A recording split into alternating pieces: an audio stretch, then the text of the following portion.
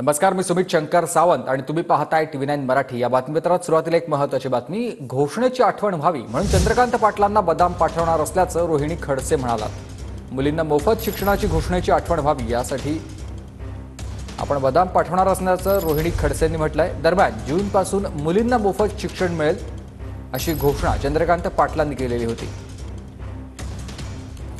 मराठा आंदोलन खूप जोरात चालले। म्हटलं मराठा समाजातल्या मुलींची निम्मी फी भरतो ती पूर्ण भरली तर 300 कोटी लागतील आणि सगळ्या मुलींची भरली, जात धर्म पंथ भाषा काही नाही, सगळ्यांची भरायची तर अजून 700 कोटी लागतील।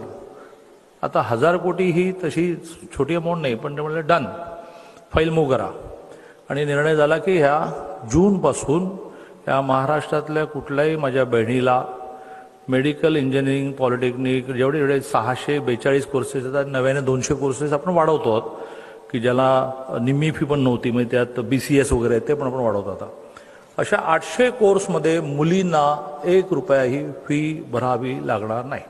महाराष्ट्रातल्या मुलींना मोफत शिक्षणाची जी घोषणा केलेली त्या घोषणेची आपल्याला आठवण व्हावी त्याचसाठी आम्ही सगळ्या पदाधिकारी आपल्याला पाठवतोय बदाम, कारण आपण स्वतः जी घोषणा केलेली आहे त्या घोषणेच्या माध्यमातून आत्ता मुलींच्या ॲडमिशनला सुरुवात झालेली आहेत आणि माझ्या सगळ्या मुली आशेने सरकारकडे बघतायत की तो लवकरात लवकर शासन आदेश निर्गमित व्हावा आणि आम्हाला उच्च शिक्षण हे मोफत केलं जावं, त्याची आम्ही वाट बघतोय। दादा, ह्या बदाम आपण खाव्यात आणि आपण दिलेल्या घोषणेची आठवण करावी एवढीच आमची माफक आपल्याकडनं अपेक्षा आहे।